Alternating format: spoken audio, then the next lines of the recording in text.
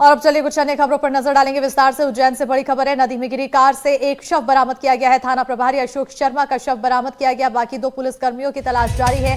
अनियंत्रित होकर पुल से नदी में गिरी थी कार। थाना प्रभारी एसआई और महिला आरक्षक थे सवार।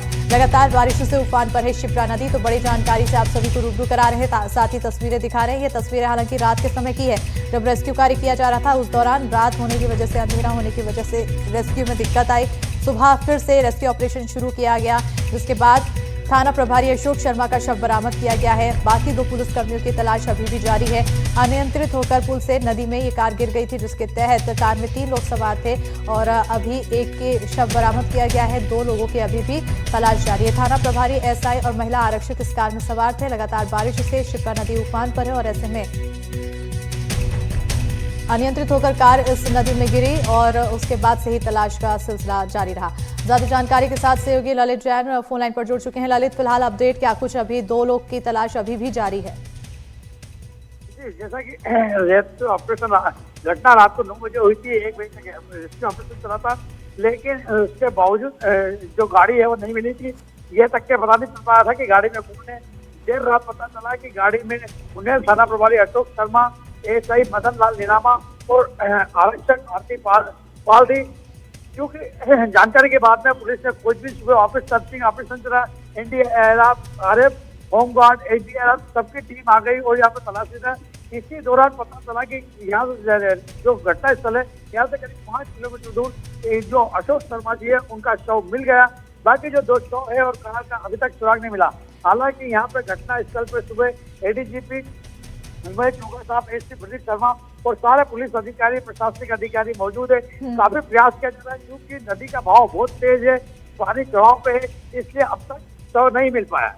बिल्कुल ललित, क्या वो कार मिल पाई है अभी तक? शव जो मिला है अभी थाना प्रभारी का, वो कार के अंदर से मिला है या फिर कहीं और निकल गए थे कार से? कोशिश की उन्होंने अपनी जान बचाने की, लेकिन नहीं बचा पाए।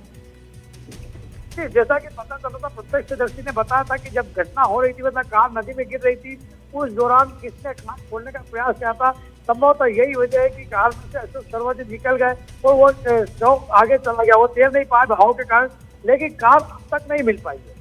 ना ही कार मिली है और ना ही 2 लोगों को अभी ढूंढा जा सका है। ऐसे में तलाश लगातार जारी है। जैसा कि आप बता रहे हैं कि तेज बहाव होने के चलते भी एक समस्या आ रही है, चुनौती यहाँ पर मानी जा रही है।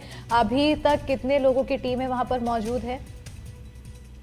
जी, जैसा कि मैंने बताया, यहाँ पे पुलिस की पूरी टीम लगी हुई है, होमगार्ड की लगी हुई है, एनडीआरएफ की लगी हुई है और तैराक दल भी लगे हुए हैं।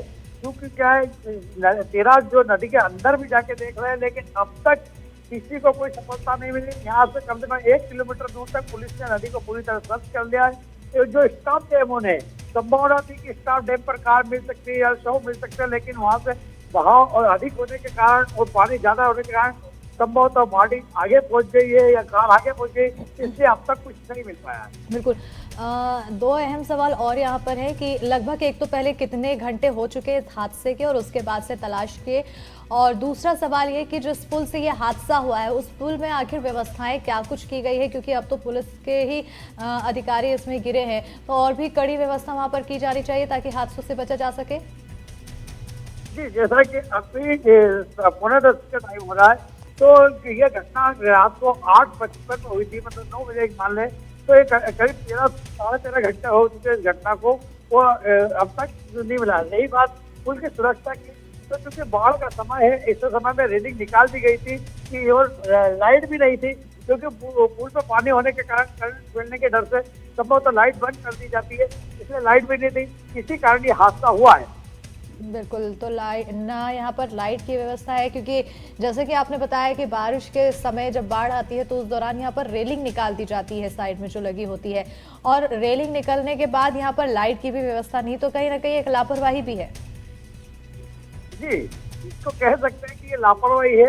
हालांकि जो अधिकारी और उनका कहना है कि जब बाढ़ आती है उस समय रेलिंग निकाल दी जाती है, क्योंकि बाढ़ के समय में ये यूं भी बह जाती है, इसलिए हर साल इस तरीके से किया जाता है। लाइट का कहना ये है कि भाई करंट नहीं फैल जाए पानी में, इसलिए लाइट बंद की थी, लेकिन इसकी लाइट कुछ चालू थी। बिल्कुल, तो कहीं ना कहीं अब फिलहाल रेस्क्यू का कार्य लगातार जारी है, टीमें मौजूद है, आसपास लोगों की भीड़ भी इकट्ठा हो रखी है, जिस तरह से तलाश की जा रही है। बहरहाल बहुत शुक्रिया ललित तमाम जानकारी देने के लिए। अब देखना होगा कि अभी 2 लोगों की तलाश लगातार की जा रही है, वो कितने घंटे में मिल पाते हैं या कितनी देर में मिल पाते हैं। फिलहाल एक शव बरामद। खबरों में आगे बढ़ेंगे। नीमच से